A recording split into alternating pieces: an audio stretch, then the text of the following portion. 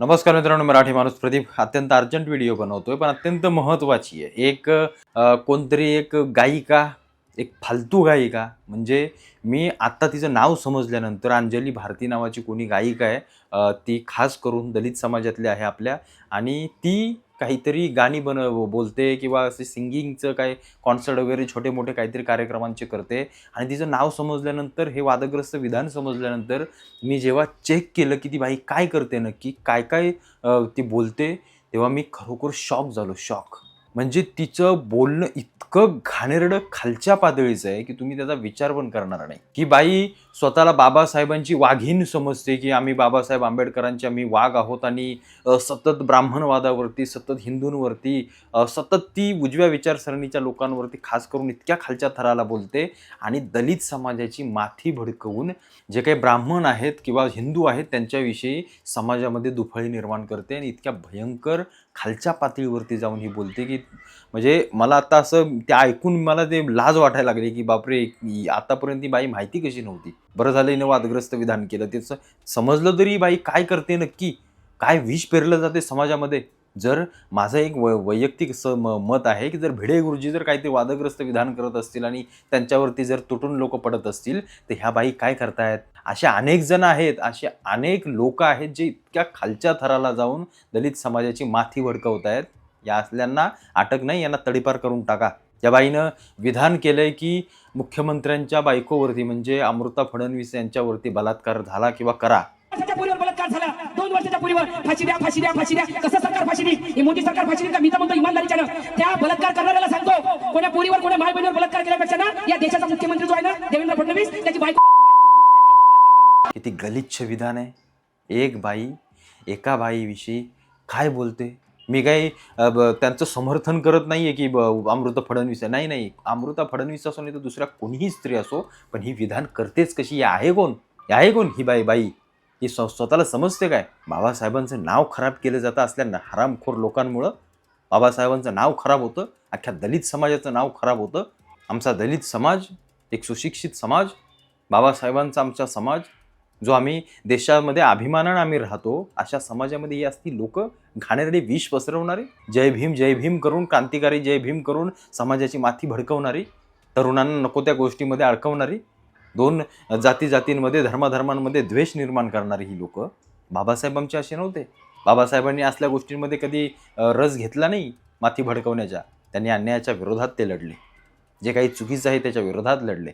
त्यांनी शोषितांना त्यांचा अधिकार मिळवून द्यायचं काम केलं. त्या बाबासाहेबांच्या स्वतःला समाजातली म्हणवून घेणारी ही अंजली भारती नावाची कोण बाई काय वादग्रस्त विधान करते, संविधानाच्या गप्पा मारते, काय बाबासाहेबांचं नाव घेऊन चाळे करते, काय वल्गनात्मक गोष्टी केल्या जातात, बोलल्या जातात.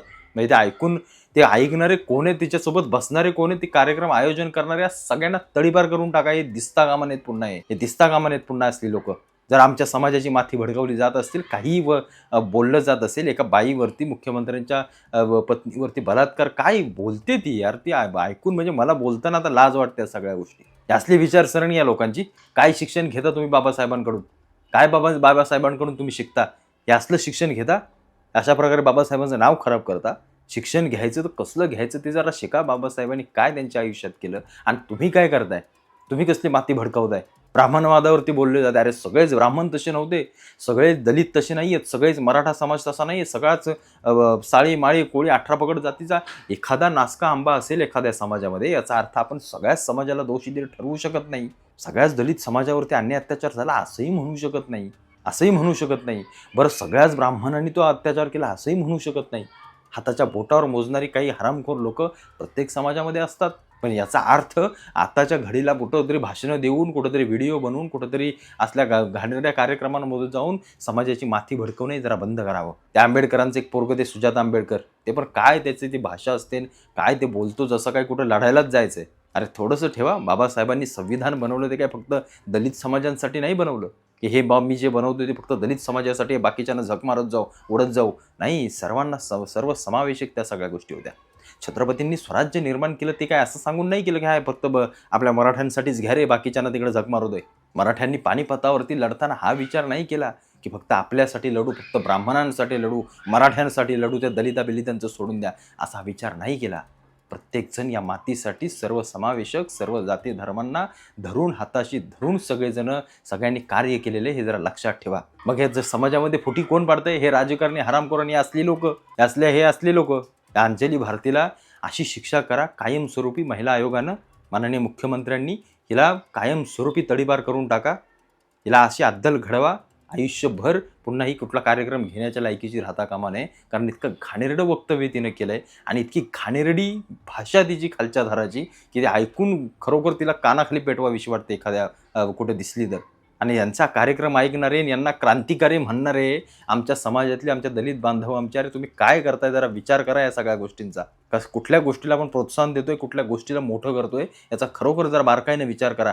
नको त्या गोष्टी आपण फोपावतोय, बाबासाहेबांचं नाव खराब करतोय, आपल्या समाजाचं नाव खराब करतोय. बाकी ऐकणारे बाकीची लोक काय म्हणत असतील?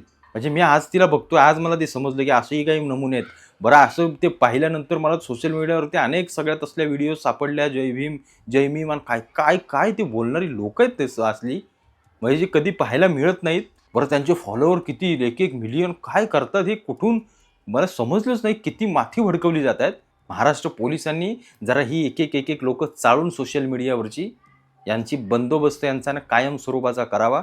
कारण समाजामध्ये कुठे ना कुठेतरी चिथावणी देण्याचं काम, कुठे ना कुठेतरी माथी भडकवण्याचं काम ही असली लोक करतायत.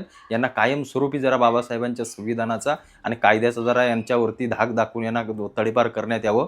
कारण हे फार विचित्र होत चाललंय. समाजामध्ये अनेक अशी नालायक लोक आहेत जी कुठे ना कुठेतरी असल्या फालतू गोष्टींमध्ये मुद्द्यांवरती बोला, मुद्द्यांवरती भांडा. बाबासाहेबांनी मुद्द्यांवरती, कायद्यांनी भांडा, कायद्यांनी सगळ्या गोष्टी करा, पण असल्या काही गोष्टी बोलू नका. लवकरात लवकर मुख्यमंत्री आणि महाराष्ट्र पोलीस हिचा बंदोबस्त लावतील आणि कायम स्वरूपाचा लावतील अशी अपेक्षा मला.